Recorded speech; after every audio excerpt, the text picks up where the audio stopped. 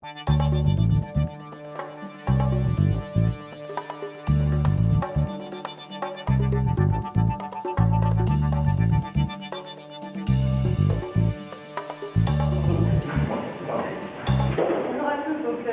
Claire, je vais vous parler de mon expérience sur tout ce qui est innovation et design produit, notamment ce que je fais actuellement avec Noda. Et si vous voulez bien, avant, je vais revenir un petit peu en arrière, il y a quelques années, sur notamment ce que j'ai fait avec la vie. J'ai un double profil, il y a maintenant pas mal de personnes qui ont un peu ce genre de profil. J'ai fait une école de commerce que j'ai complétée par Strat Collège Designer, pour ceux qui me connaissent. Voilà, j'ai donc commencé vraiment, on va dire, professionnellement chez l'ASCII, où j'ai fait 4 ans de développement de produits. Le classique, voilà, vous connaissez certainement les disques durs externes, les clés USB, les accessoires. C'est assez connu pour le design au sens, on va dire, traditionnel du terme, c'est-à-dire le design esthétique, le design d'usage. Je travaille avec des grands noms, Sartre, Raito, les function designers, voilà, c'est dans cet univers que j'ai démarré. Et voilà, j'ai appris, j'ai fait 2 grands constats que je voulais partager avec vous ce soir. Le premier, j'ai constaté une certaine complexité à intégrer le design à tout l'ensemble du développement de produits.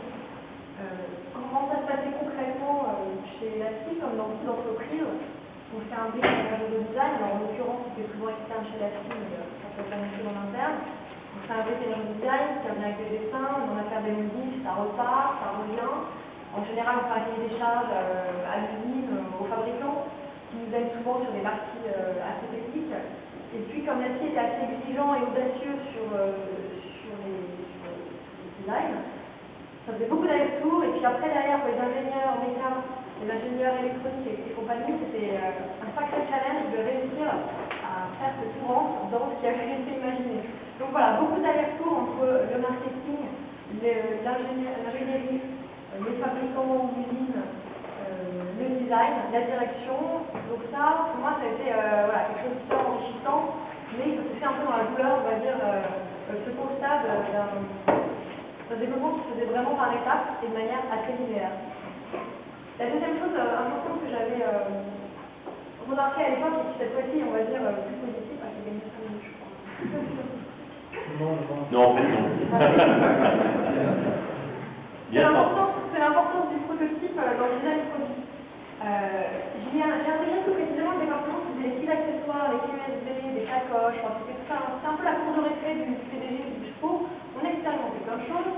Je me suis vite rendu compte qu'entre le dessin d'une sacoche et le produit, il y avait tout un monde.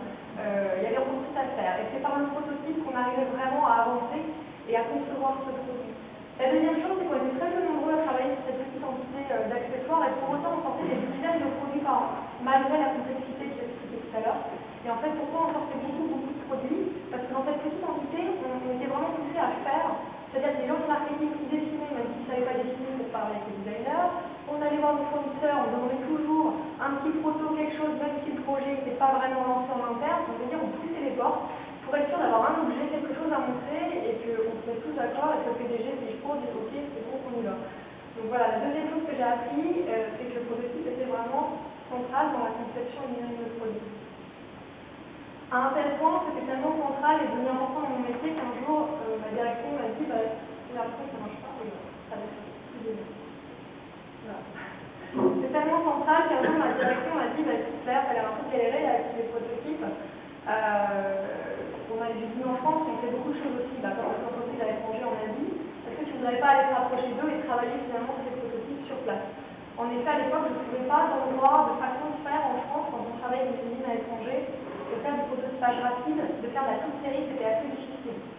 Alors aujourd'hui, il y a des usines qui a ouvert il y a pas longtemps, donc peut-être qu'à l'époque, je serais venue à l'usine avec les machines à coudre et les fréseaux et compagnie faire des choses. À l'époque, il n'y avait pas, donc je suis partie un peu plus loin. Voilà, et en effet, là-bas, d'un coup, être proche de ces protos et travailler vraiment dessus, ça tout de suite, malgré les différences culturelles, malgré des avis, des intérêts divergents, tout de suite, tout est devenu vraiment beaucoup plus fluide.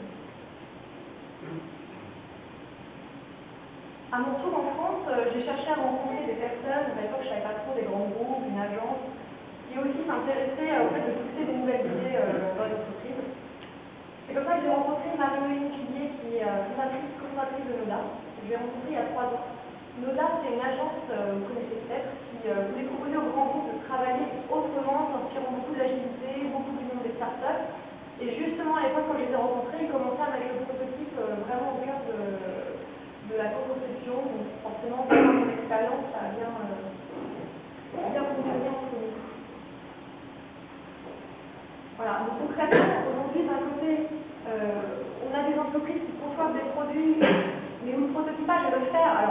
Je vais faire des points avec Alcatel, on a un super exemple de ce qui se fait chez Alcatel-Lucent, mais souvent aujourd'hui dans les entreprises, le faire est complètement décorrélé, c'est-à-dire vraiment le prototypage est complètement décorrélé du marketing, d'un temps de décision, des réunions, des temps de discussion, on va prendre des décisions ensemble.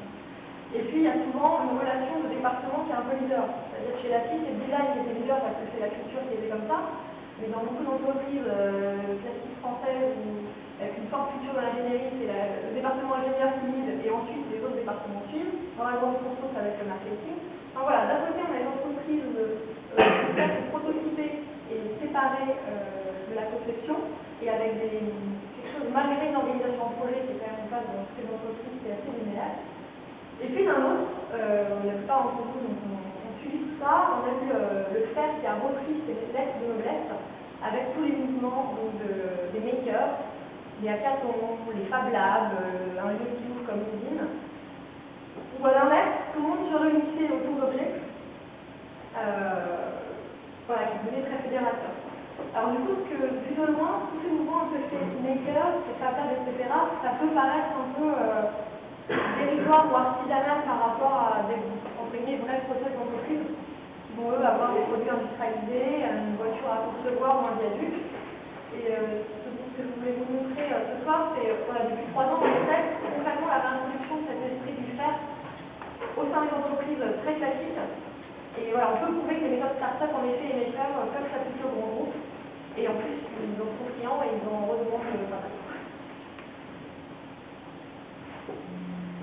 Donc la réponse, pour faire le travail autrement, chez nous, on a appelé ça brainstorming. C'est cette approche qui veut plus collaborative, plus agile, plus rapide. L'idée, c'est vraiment d'aller hacker les modes de, je reprends les termes tout à l'heure, d'hacker les modes de fonctionnement, d'hacker les modes de conception de ces entreprises. Alors, je ne vais pas vous faire un cours magistral sur le brainstorming. Il y a un bouquin qui est en cours d'écriture, je vais voir ça fin de l'année prochaine, fin de cette année. Et en tout cas, à force de tester un peu sur nos clients cobayes, on a dégagé 5 limites de ce qui pour nous est important dans ce qu'on appelle le brainstorming. Le premier, c'est d'organiser des sprints. Alors, des sprints, c'est des espaces-temps, une sorte de bulle de travail. Alors, on parlait de ça tout à l'heure, dans lequel, en effet, déjà, on a plaisir à être présent, mais aussi dans lequel d'autres façons de travailler sont favorisées, autorisées et favorisées. Donc là, ce que vous voyez là, c'est chez Airworks. Alors, Airworks, vous connaissez peut-être, c'est ceux qui fabriquent les meubles qui on trouve dans les entreprises, en fait, les bureaux. C'est le grand concurrent de Steamcake. Alors, le but, c'était de travailler sur les bureaux de demain, les bureaux connectés. Alors, on aurait pu travailler avec le bureau d'études, le centre du marketing, etc. Et en fait, avec Airworks, on s'est dit, bah non, ce sprint, cette bulle, avec tous ces départements, on va les faire dans l'usine. Donc là, la photo que vous voyez, c'est vraiment dans l'usine, et vous avez des clients qui sont présents, l'ingénierie, la prod, etc. Donc, si on se pose des questions, bien sûr, on interroge le client qui est là. Si on a besoin d'aller prendre un meuble, on va le chercher. Si on a besoin de prendre des matériaux, on le fait. On a même été chercher des gens de la ligne de production. On n'avait pas anticipé certains besoins prototypales qui sont venus nous dépanner. Donc, voilà, en effet, c'est un espace voilà, où on a plaisir à travailler, mais surtout, on nous donne les moyens pour l'ensemble des compétences nécessaires pour pouvoir avancer dans cet espace-temps. Dans ces sprints, qui peuvent durer presque 2 jours à voir, donc ça peut être 2, 3, 4, 5 jours, on peut y réunir 10 ou une cinquantaine de personnes. L'important, c'est de convoquer l'ensemble de la chaîne du projet. Donc là, cette photo que vous voyez, c'est L'Oréal. Donc chez L'Oréal, dans une seule pièce, on a mis tout le monde pendant une semaine, on s'est gardé bien confiné. On avait le marketing, bien sûr, qui venait avec tous ses inputs. Sur les clients, on avait des testeurs clients qui venaient dans la salle et qui retournaient voir les clients, qui n'arrivaient pas sur les allers-retours entre les clients et qui utilisaient dans la salle. On avait les packaging qui étaient là aussi pour pouvoir faire leur 3D, les dernières packaging en live pendant cette semaine. Et puis on avait même des chimistes qui étaient venus avec une partie de ce qu'ils pouvaient déplacer parce qu'une partie est déplaçable à l'époque. Donc on retrouve un peu cette notion d'unité de lieu. Alors c'est pas sans quelques difficultés. Dans le cas précis de L'Oréal, on a eu des gros soucis avec les syndicats par exemple. Je le dis parce que c'est assez emblématique. Le changement voilà, fait peur et cette horizontalité et mettre des métiers très différents dans une même salle, ça a surpris. L'erreur, je pense, c'est de ne pas les inclure. Il y a certaines entreprises où il vaut mieux inclure par exemple les syndicats. Voilà, donc par exemple, il y a une partie de la chimie qui a demandé à être remontée, alors que d'un point de vue sécurité, il y avait tous les OK, il n'y avait pas de problème, mais c'était plutôt d'un point de vue politique parce que ça avait dérangé en fait. Le projet s'est quand même bien passé et ce sera, je pense, réglé pour les prochaines fois, mais voilà, c'est assez surprenant, comme quoi le changement des fois peut, voilà, peut être un peu difficile. Le troisième pilier, c'est travailler avec votre écosystème.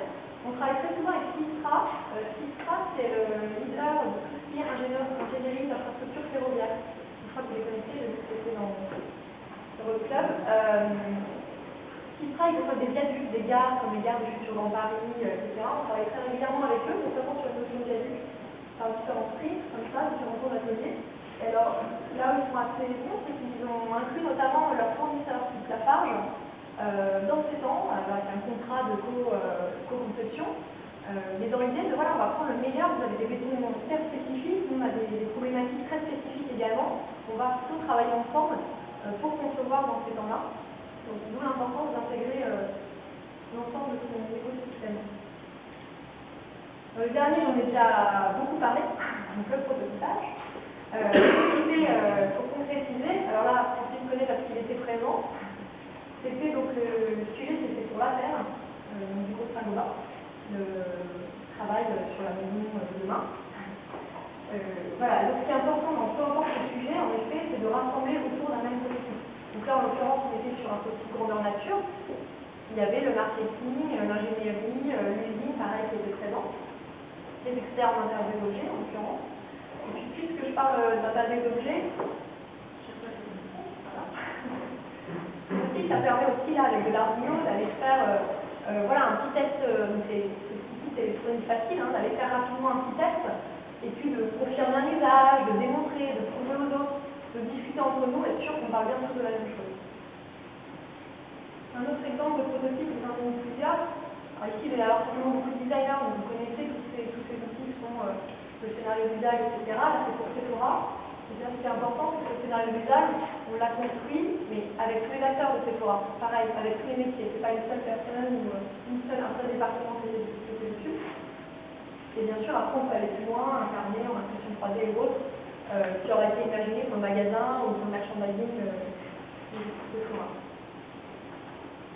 Un autre exemple que je voulais vous montrer, alors on n'est pas dans le pur produit, mais maintenant avec les objets connectés, voilà, la barrière entre l'objet chimique et le numérique est très faible, donc je me permets de le montrer. Et puis ce que je voulais vous montrer là, en fait, c'est une sorte d'application pour BNP. Alors ce que je voulais vous montrer, c'est le côté un peu, on va dire, quick and dirty. C'est-à-dire, le prototype, il n'est pas que pour être beau à la fin et démontrer et prouver, et avoir un beau, il est aussi pour surtout se mettre tous ensemble autour d'une table et se comprendre. C'est-à-dire que même si derrière un UX designer va bien sûr retravailler l'usage, la bonne application qui va bien, etc., c'est important qu'ensemble, à plusieurs, différents métiers, on se mette quand même d'accord avec ce scénario et que ces différentes fonctions, on en débatte. Et le fait de faire ensemble un prototype, même moche, voilà, ça aide à construire une vision commune. Donc ça, c'est quelque chose qu'on pousse, parce que l'exemple de l'appli, mais peu importe quel prototype, c'est d'avoir un objet commun. Quitte à ce que le lendemain, on espère, il y a un designer et voilà, passer cette appli qu'on fait régulièrement après en mode cliquable et présentable pour le tester auprès de l'utilisateur, pour le montrer à sa hiérarchie, pour vérifier avec l'ensemble de l'équipe qu'on est tous d'accord, etc. Et enfin, le dernier pilier, qui est jouer le collectif. Donc l'idée, c'est d'embarquer un maximum de monde.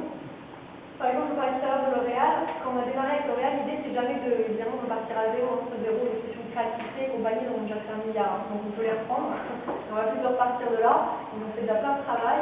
Donc concrètement, dans la salle L'Oréal, on a appris les 100 packaging qui avaient été déjà imaginés, les fonctionnaires. On a pris les 30 dernières formules chimiques, donc les produits avec la spécificité, pour les partager avec l'ensemble de l'équipe. L'ensemble des équipes des clients. Donc voilà, bien sûr, il y a d'abord un travail pour rassembler tous les existants. Et puis quand on a produit quelque chose à la fin d'un sprint, c'est important que aussi le partager.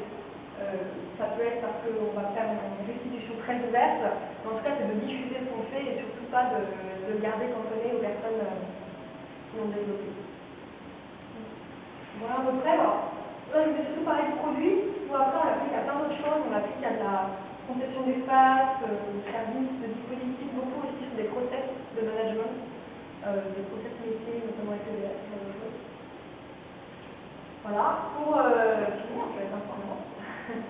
Je voulais vous donner un peu de soi en dehors de Moda, parce que voilà, le storming, on n'a pas compris de se cantonner qu'au sprint organisé par Moda. On a envie un peu de diffuser cette idée et cette pratique en général au quotidien. Alors si vous aussi vous voulez un peu, on va dire, hacker les entreprises, que vous soyez en tant qu'employé ou peut-être en les accompagnant ou dans votre propre entreprise, la première chose en effet à retenir, c'est vraiment de rassembler la joie collective, donc make things notoire. Donc rassemblez-vous, le principal conseil qu'on donne aujourd'hui aux startups, c'est vraiment de parler au maximum de leurs idées, et surtout pas de les garder pour soi. Pourquoi? Parce qu'on va pouvoir se faire challenger, la faire grandir, prendre des retours. Donc voilà, donc, même dans une grande entreprise, c'est ce qu'il faut faire. On n'est pas en compétition, il vaut mieux en partager au maximum. Et des fois, il y a des départements pour ne pas les nommer, la qualité, le SI, le juridique. Il y a toujours des départements comme ça qui font un peu peur dans les grandes entreprises parce qu'on dit, voilà, eux, ils vont mettre des bâtons dans les roues. Ben, ceux-là, en fait, c'est ceux-là qu'il faut embarquer le plus tôt, parce que c'est eux qui sont comme ça porteurs du projet. Le deuxième conseil, prenez de la place. Avec Hack a Dream, hacker l'entreprise. Donc hacker l'entreprise, ça peut être dans l'espace. Vous n'avez peut-être pas la chance d'avoir par exemple un lieu comme chez Hackespace, mais en tout cas afficher par exemple dans son espace ce sur quoi on travaille, se créer ses propres process et démontrer que ça fonctionne, voilà, en contournant un peu ce qui se fait d'habitude. C'est ça pour nous ce qu'on appelle hacker une entreprise. Et enfin, vous l'aurez compris, le dernier conseil, c'est prototyper. Alors, on a entendu ça en make fast, make early, make often. Que vous ayez des compétences, on va dire, de designer ou non, un projet, ça vous aidera toujours à avancer ou à vendre un projet. Aujourd'hui, si on parle d'application, il y a des petites applis comme ça, vous pouvez faire simple, avec un crayon, un papier, tout le monde peut montrer son idée d'application. Il y a des Fab Labs qui sont ouverts, il y a LinkedIn, il y a plein de freelance. Publicité, il y a le petit Fab Lab de Paris aussi dans nos locaux, c'est une association qui squatte nos machines et le logo logiciel quand on n'est pas là, voilà, c'est un autre petit Fab Lab de Paris. Ou l'usine, voilà. Profitez de toute maintenant cette disponibilité pour, voilà, pour vous-même essayer de prototyper si vous pouvez. Ce qui est important, c'est voilà, de mettre au centre d'une réunion un objet, un test, une vidéo, n'importe quoi, avec quelque chose de concret qui aidera tout le monde à avancer. Voilà à peu près ce que j'avais à vous raconter sur Next.